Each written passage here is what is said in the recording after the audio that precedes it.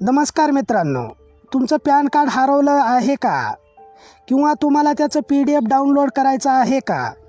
तेही थेट NSDL वरून.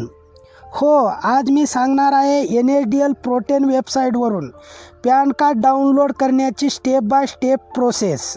आणि हे फ्री आहे की पैसे लागतात हेही समजून घेऊया आजच्या व्हिडिओमधून. व्हिडिओला शेवटपर्यंत बघा. चला तर सुरू करूया.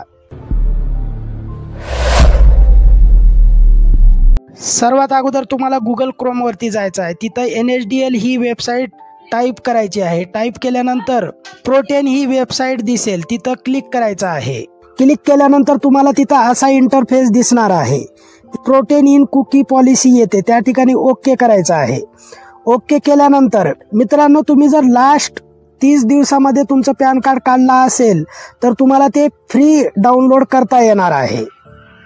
आणि जर तुमचं 30 दिवसाच्या पुढं गेले असतील तर तुम्हाला तिथं 8.26 पैसे इतका चार्ज द्यावा लागणार आहे. तुमच्याकडे ॲक्नॉलेजमेंट नंबर असेल तर तुम्ही ते यूज करा, किंवा तुमच्याकडे पॅन नंबर असेल तर ते यूज करू शकता. मित्रांनो, इथं तुमचा पॅन नंबर किंवा ॲक्नॉलेजमेंट नंबर टाका, इथं आधार कार्ड टाका, इथं मंथ टाका. मित्रांनो, तुमचं डेट ऑफ बर्थचा मंथ टाकायचे आहे आणि इथं इयर टाकायचे आहे. इयर टाकल्यानंतर GSTN हे टाकायची गरज नाही मित्रांनो. त्याच्यानंतर इथं आय एम नॉट रोबोटवरती क्लिक करून सबमिट करायचे मित्रांनो. सबमिट केल्यानंतर तुम्हाला असं पॅनची डिटेल दिसेल. तुमचा जो रजिस्टर मोबाईल नंबर आहे तो दिसेल, तुमचा रजिस्टर ईमेल ID दिसेल.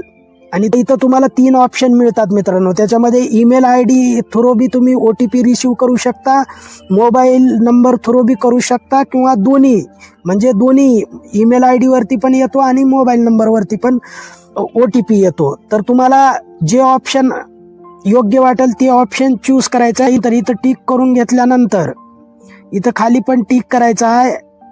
कन्फर्मसाठी इथं टिक करून जनरेट OTP वरती क्लिक करायचं आहे मित्रांनो. जनरेट OTP झाल्यानंतर तुम्हाला तुमच्या रजिस्टर मोबाईल नंबरवरती OTP येतो मित्रांनो. तो OTP इथं टाकून घ्यायचा आहे मित्रांनो. OTP टाकल्यानंतर व्हॅलिडेट वरती क्लिक करायचं आहे.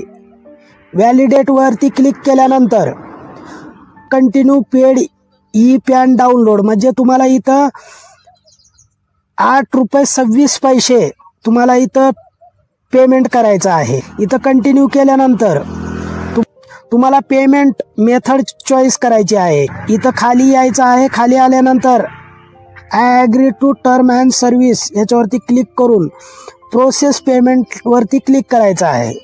ते केल्यानंतर पे कन्फर्म याच्यावरती क्लिक करायचं आहे मित्रांनो. तुम्ही डेबिट क्रेडिट कार्डनं पण पेमेंट करू शकता, आणि तुम्ही अदर UPI ऑप्शननं पण तुम्ही पेमेंट करू शकता मित्रांनो. तर मी UPI ऑप्शननं पेमेंट करणार आहे. तर व्हेरीफाय करून घ्यायचं आहे. व्हेरीफाय झाल्यानंतर प्रोसेस टू पे करायचं आहे मित्रांनो. तर मित्रांनो, पेमेंट झालेला आहे. तर बघा मित्रांनो, तुमचा जो ई-पॅन कार्ड आहे तुमच्या ईमेल ID वरती पाठवला जातो. तर त्याच्यासाठी कंटिन्यू इथं क्लिक करायचं आहे. कंटिन्यू केल्यानंतर generate and print payment receipt मिळते तुम्हाला. इथं पेमेंट रिसिप्टवरती क्लिक करायचं आहे.